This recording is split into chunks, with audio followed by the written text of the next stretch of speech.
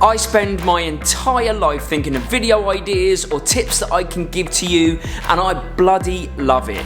But it's hard. And what I've realised on this journey to 80,000 subscribers, soon to be 100, is that it is a massive and helpful and brilliant community that I am a part of. So why not utilise the community? And I asked 10 of the top running YouTubers that I know if they could give me the most unique tip they have so that I could bring it to you, and they did not disappoint. Alright, let's start here. How about we go straight to everyone's favourite Scandinavian run YouTuber and the person whose voice I could listen to all day long. Give it up for Goran Wimblad. Some runs are simply boring, I'm the first to admit that.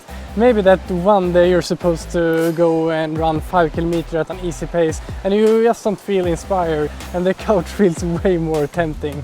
But smart runners know that it is in the persistence to still go out there on these boring sessions that will allow them to have the consistency that will help them keep injury free and get those really cool and fun runs and races where they just love it. And chances are pretty high that even if you don't want to get out on the run and you just want to go home during the run, you will still feel a lot better for having done it once you get back home again. Goran, you legend. In fact, such a legend, he gave me 2 bits of advice that I can choose from. I'm gonna put them both in because I'm greedy. It's okay to make mistakes. I've so far never met a runner who has never made a training error whatsoever. But what makes a runner smart is if they manage to learn something from those mistakes. So if things don't go as you want with your running, it's good to have the approach that you probably did something wrong and need to change something going forward. In order to do this, you need to take ownership of your mistakes and not stick your head in the sand feeling sorry for yourself and thinking that you were just unlucky, because from that you won't learn that much. And where do we go from Goran? How about we shoot over to the UK and get some advice from everybody's favourite UK cheeky chappy and community builder commander-in-chief, 40. My number one running tip, or running cheat, running hack, whatever you want to call it, people, is to look up and smile. It doesn't matter where you are in your run or your race, when those mid-run blues come along and kick you in the butt, just remember to smile and enjoy yourself. Have some fun, laugh, whatever it is, but that's the key thing for me, that I'm out there, I'm enjoying it, I'm smiling, I'm having fun and I'm laughing as I go along. And that is a game changer, people. We all just sit there and sort of drill it out, but don't, smile, embrace what's around you. It's awesome, running is awesome, people. Get out there, smile, have fun, and just enjoy life. And actually, 40 is running the New York Marathon as well as me, so hopefully I'll get to see him at the finish line. Now, did somebody say elite marathon runner? Well, if you didn't, you should have done, because we're going to get some advice from the amazing Philly Bowden.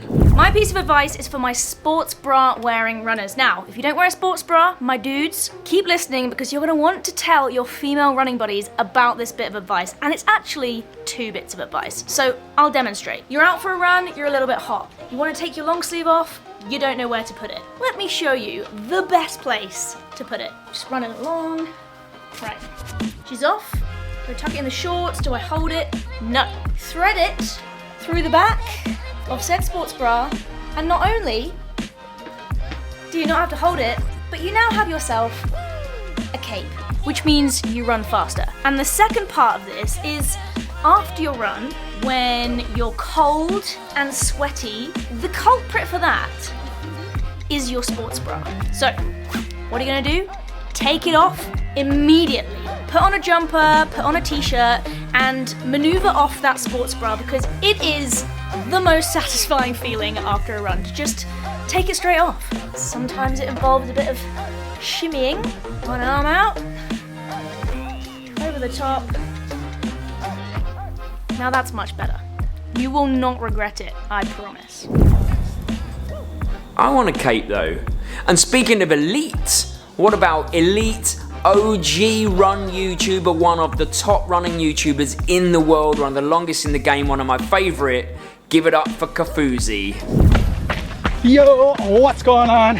Kafuzi here, and the tip that I want to give to you runners is to run today so you can run tomorrow. One more time. So that's run today so you can run tomorrow. And the idea isn't so that you can run 7 days a week and take no rest days. That's not what I'm trying to say. The point I'm trying to make is when we're training, getting ready for those big races, it should be very rare that we're completely maxing out during our training or even during a tune-up race. That's because those efforts are really taxing on the body, and it takes a long time to recover from those properly. And if you're not recovering properly, you may even increase your risk of injury. And so to make sure that we are maximizing our gains, I want to make sure that you're running today so you can run tomorrow, because success is built on weeks and months, not days or even single reps. Have fun out there, guys. And straight to one of the friends of the channel, one of my favorite people on YouTube and someone that I consider a good friend, although I am a little bit jealous considering right now he's in Kenya. Give it up for Ben is Running. So Ben is Running here. I'm not doing much running at the moment, but I am in the beautiful Kenya. A piece of running advice I wish I'd known was how to consume gels comfortably in a race. So this is a great tip for your half marathon runners, your marathon runners, is to basically open the packet and over the course of a mile, maybe even 2 miles, is slowly take on the fuel, sip by sip. In my first marathon, I opened the packet and poured the entire contents into my mouth. Ended up choking, had to slow down to get my breathing back under control. So yeah, my main piece of advice, and something I wish I'd have known, is just take your time with gels. Also waiting for a point on the course, say a downhill section where your body is under less stress, is a really good piece of advice, and it helps get these gels and fuel on board a lot more comfortably. Oh, and you know what? That should actually apply for YouTubing as well, because I always get the GoPro out when I'm going uphill and cannot breathe. Thanks, Benny. Now, what's pretty much the biggest running channel in the UK, if not the world? How about one of its main presenters who we were really lucky enough to meet in Thailand and who is just a wonderful human? Give it up for Sarah from the Running Channel. Question, who ends up looking a little bit like this when it comes to running in the winter? You put on every single layer that you've got to try and stay warm, but by the time you're 2 steps into your warm-up, you're already too hot and you want to take every single layer off. Well, here is my top tip to avoid this from happening. The night before you've got an early morning run, when you're starting to lay all of your kit out, we all do that every time, right? Well, lay your kit out, but instead of laying it out next to your bed, pop it on the radiator. Reason for this is then if you turn your heating to come on an hour before you wake up the next day, you'll have nice toasty warm running kit to get you out of bed into that cold, dark, probably wet if you're in the UK morning, and hopefully that will make your run slightly better. Let me know how you get on in the comments. Radiator,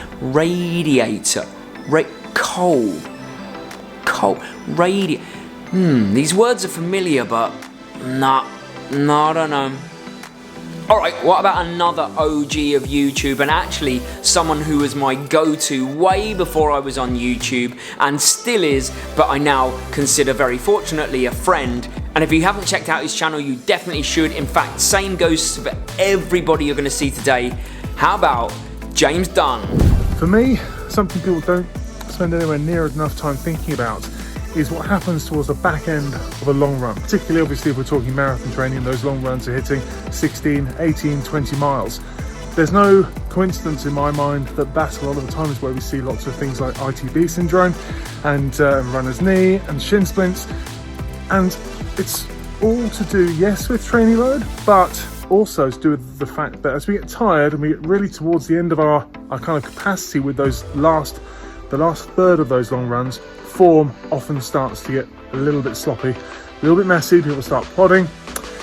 Cadence, if you want to get technical about it, cadence starts dipping and we start overstriding. The best thing you can do in that instance is think about keeping your form under control. Think about, although you're getting tired, making those short, quick steps. I'm not asking you to run faster, I'm not asking you to start making your stride choppy, but just try and avoid the plod. Keep your form under control. Okay, allow yourself just to think about posture, think about holding yourself nice and tall, keeping the arms moving, rather than allowing yourself to get into this kind of death march as we reach those latter stages of those long runs. Keep your form going, your body will definitely thank you for it. Yeah, I might well need these tips on Sunday. Alright, what about ultra marathoner, fitness enthusiast, all round thoroughly nice person on YouTube and on Instagram? Give it up for Flora Beverly. So I have a tip for technical downhill running, which is my favourite kind of running, and that is brain off, legs on. The only way you're going to get better at downhill running, especially technical trails, is just by going for it, and you can kind of allow your body to figure things out. Don't be too conservative with your speed. Allow your body to do its thing and just trust yourself. If you fall over, that's okay. Just get up, dust yourself off, and try again. Now, I nearly didn't get this creator's video because he's so busy, but I begged him because I really wanted him to be in this video. And again, consider him a friend of the channel and actually a friend, so I'm so glad he was able to just find a small amount of time for us. So give it up for Andy, the FOD runner. So building yourself a 2 or 3 pair running shoe rotation has been key for me and key for so many people. I always used to run in just 1 pair of shoes. To be fair, what would happen is the midsoles would compress, my legs would ache, everything would hurt, my ankles, my shins, you name it, it was so sore. I'd go out and buy a new pair of shoes and that ache would just stay in my legs for a while and I couldn't train properly until everything settled down. So by having 2 or 3 pairs of running shoes in my rotation, I could cycle them, use some for one day, some for another. It gives the midsoles a chance to decompress, and then when one does come to the end of its life, you can use the others whilst you go and source a new pair to fit back into the rotation. So yeah, just building up a 2 or 3 pair rotation is great for injury prevention, and of course it also spices things up a bit. And now it is time for probably my favourite creator on YouTube, maybe even my favourite person in the history of the world, and definitely the person who told me to write this intro for them. My tip is a super important one, and it's to do with toilets. Bear with me. As a woman in particular, it's really important that you know where you can stop for the toilet. We can't just stand at the side of a road and relieve ourselves. So you've got to really think about it when you're planning your training routes, especially if you're running long distance and marathon training. Hopefully you're well hydrated. Also, you'll be trying out your gels, which can wreak havoc with your stomach. So you've got to have some security that you're able to have a toilet stop. You want your heart rate to be going up because you're training hard, not because you're panicking about an accident. So think about your route. On an urban route, you'll think about where are the supermarkets, shops, pubs, restaurants where you could stop and use the facilities. On a trail run, it doesn't matter so much as long as there's good tree coverage and not too many dog walkers. I may or may not have been caught in an emergency like this, who's to say, but one thing I do always do as a precaution is take a pack, tissues, hand sanitizer, you know, just to cover yourself in case the facilities don't have exactly what you need. Good luck out there. True though, she is my favourite person in the world. And just a massive thank you to all of the creators that helped me make this video possible. Couldn't do it without you, and absolutely love what you do on the YouTube platform, and I'm so happy that we're a part of it as well. Now, if you enjoyed the video, hope you did consider subscribing, but no hard sell, and definitely go and find all of these creators and subscribe to their channels because they are the legends of the Run YouTube game. And if you liked this tip style video, you're definitely gonna like this tip style video, which is the 7 worst things that you can do before you go running. And as always, hope it helps. New York week coming up. See you very soon.